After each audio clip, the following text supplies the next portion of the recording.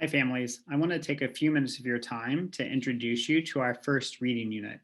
We're about a third of the way through it at this point, but it's a perfect time to give you 5 tips to help support your students at home. So, the first thing that I would like to talk about is reading volume. And when I talk about reading volume, I'm talking about the amount of time spent reading and also the number of pages. So, we know that students need to read about 90 minutes per day in order to sustain on grade reading levels. That means that some of our students have no problem meeting that 90 minutes, and it's across their day, not just in English, but also science, social studies, math, music, PE, you name it. And in terms of English, I'm asking them to read about 30 to 40 minutes during English, and then another 30 to 40 minutes in the evenings on their own. And some kids, this is not a problem for at all as far as meeting that time goes. Other students can find this challenging. And also, there will be students who need to push themselves past that 90 minutes to be more like 2 hours in order to grow level. So, thinking about summer gap, and also if volume went down last spring once we went to emergency learning and teaching. And again, that's across the day, and it can be any kind of reading at all. So volume is important. In terms of pages, you can think that it should take a student, if they're reading a just right text, if it's a text that is really comfortable for them, it should be about a minute to a minute and a half per page. Not gospel, but that's a good approximation. So that means that hopefully they're reading somewhere between 30 and 40 pages each time they sit down. And this may be something they need to work up to. It's not a huge red flag if that's not happening yet, but it's something to be mindful of. And it's definitely a goal that we're working on in class.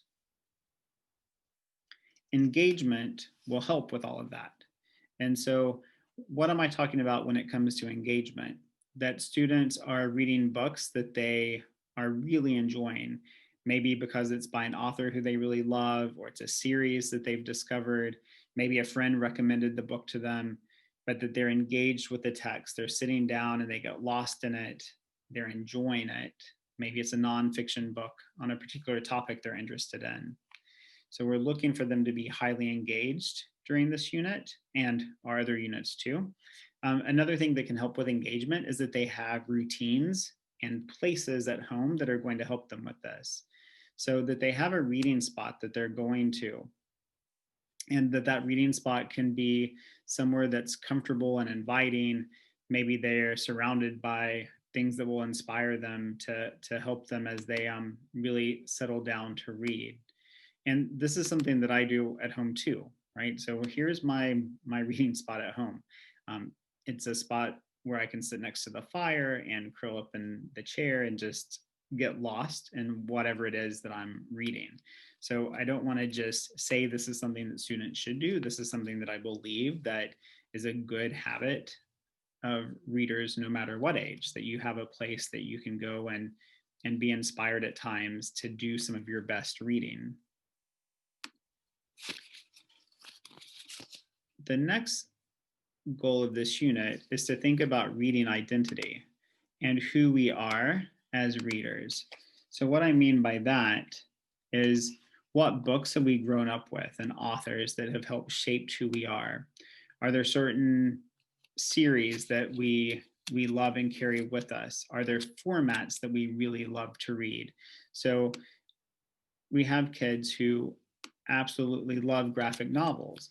And as adults, we need to understand that those graphic novels can become sophisticated in ways that will challenge our highest level readers. And that kids understand that they can grow up with graphic novels. So, reading identity is an important part of this first unit that we are in, along with identity.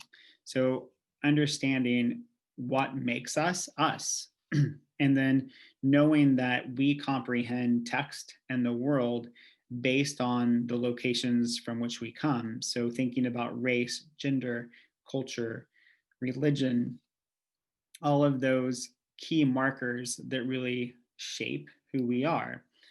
Dr. Rudine Sims Bishop talks about how text can be mirrors and windows for us. And a text can be a mirror because we can see ourselves in the characters we're reading about or the storyline and the situations. But text can also be windows that we can see past our own humanity and gain a better understanding of different cultures and different situations that are unfamiliar to us. And then finally, I want to talk a little bit about writing about reading. This unit doesn't have a huge writing about reading focus. I would say the final third, we will shift to doing a bit more of that work. But I'm not looking for students to sit down and write a summary after each chapter. It's more about what can they do in their reading notebooks to help them make sense of the text that they are encountering. So maybe students might use sketch notes or infographics. Maybe they're making bulletin notes. Maybe they are writing some type of jot response to maybe an event or maybe a character they relate to or a character that they don't relate to.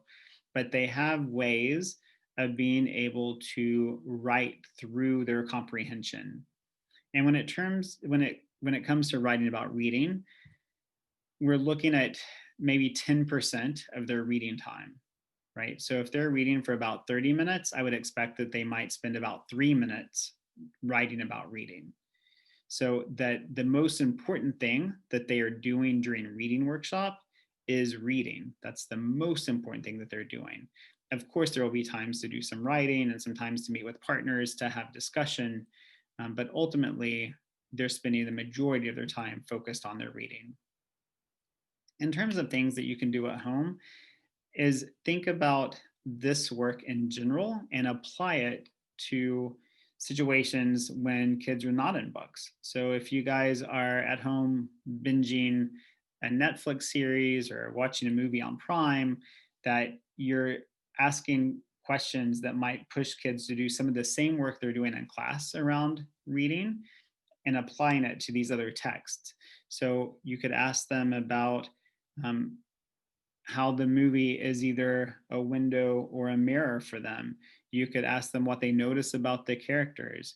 Um, don't turn it into an interrogation because that's weird, right? But have just a good conversation where you could see some of these reading comprehension skills applying to this other text. Of course, if there's anything that I can do to support you, please feel free to drop me an email. If you need help with book recommendations, definitely go to the class website and take a look at the virtual library. It's full of titles that I highly recommend. But I'm happy to help your students find books so that we can work on these 5 major goals before we move into the next unit in about 16 or 17 days.